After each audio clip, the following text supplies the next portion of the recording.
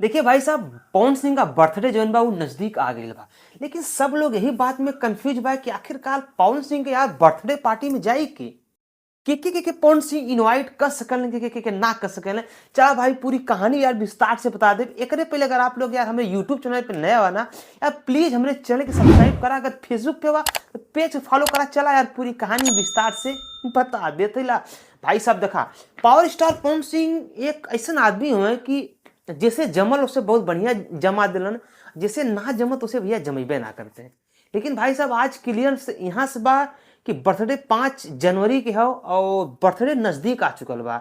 लेकिन सब लोग अब कंफ्यूज बा कि पवन सिंह के कुछ आदमी ऐसा हुए जैसे पावर स्टार पवन सिंह के इसमें वर्तमान में बहुत ज्यादा जमत नहीं खे हो। लेकिन का उन्हें बोले हैं कि ना, सब लोग ये बात में कंफ्यूज बा। लेकिन भाई साहब आज हम यह बात के क्लियर कर दे वाले बोले हैं कि ना बोले हैं। भाई साहब देखा, बात यहां से हो कि जैसे कि नंबर 1 पे हम बात कर वाले दीपक सिंह के। दीपक सिंह जो उनकी पावर स्टार पवन सिंह के बहुत ही जबरदस्त मित्र रहलन है। लेकिन चुनाव में कुछ वजह से कुछ कारण बस दीपक सिंह के हटा दिया गए और दीपक सिंह जो ने कि उनके उनके साथ में ना हुए। लेकिन भाई साहब दीपक सिंह को कुछ कहना जसकरा फिलहाल में कुछ उम्मीद नहीं खेल रहा बा। फिलहाल नंबर 2 पे बात करे वाली वह शख्स के, वह लेडी सिंगर के जो उनकी पावर स्टार पवन सिंह के बहुत ही करीबी रहल।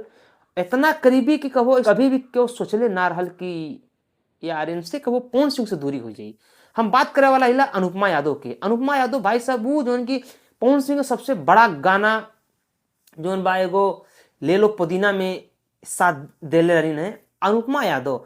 अनुपमा यादव भी भाई साहब ये समय जो है कि पवन सिंह से थोड़ा सा दूरी बन गई बा।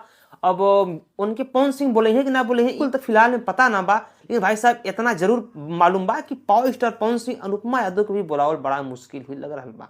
अब चला नंबर 3 पे हम बात करे वाला हिला वह एक्टर्स के, वह लड़की के जो उनकी पवन सिंह के अगर गानों में पवन सिंह के कहीं भी अगर मिल जाती हो तो उनके गाना से लेके हर एक चीज में 4 चांद लगा दी। जेका नाम भाई साहब हम बता थी आपके आस्था सिंह। भाई साहब वही आस्था सिंह जो उनकी रील की दुनिया से उठ के पवन सिंह उठा के आज ने फिल्मी की दुनिया के सितारा बना दिलन।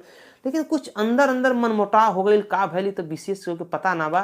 लेकिन इतना जरूर मालूम बा कि इसमें पावर स्टार पवन सिंह के और आस्था सिंह से बहुत अच्छा नहीं जम रहा। जो उनकी एगो फिल्म रहल मोहरा, वह फिल्म से भी काट दियल गई आस्था सिंह के। तो भाई साहब आस्था सिंह के भी उम्मीद नहीं खे लग रहा बा कि यह बर्थडे पार्टी में आस्था सिंह देखे के मिल जानी।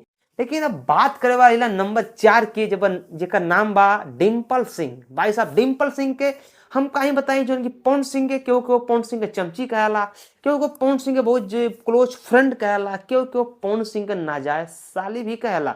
ये हम ना कहतिला केहू केहू कहला। लेकिन भाई साहब आज के जो सिचुएशन बा सब कुछ कंडीशन देखते हुए ये लग रहा बा कि डिम्पल सिंह का भी बुलावा बहुत ही मुश्किल दिख रहा बा। फिलहाल में आप लोग के का लग रहा बा, का ये 4 जने में से केहू का भी उम्मीद बा का पवन सिंह निमंत्रण दी है? नीचे यार कमेंट करा। अगर आप लोग हमारे यूट्यूब चैनल पर नए आवा ना यार हमारे चैनल को सब्सक्राइब करा, वीडियो को लाइक करा। मिलते अगले वीडियो में, तब तक ले नमस्कार, बाय, प्रणाम, हर हर महादेव, जय श्री राम।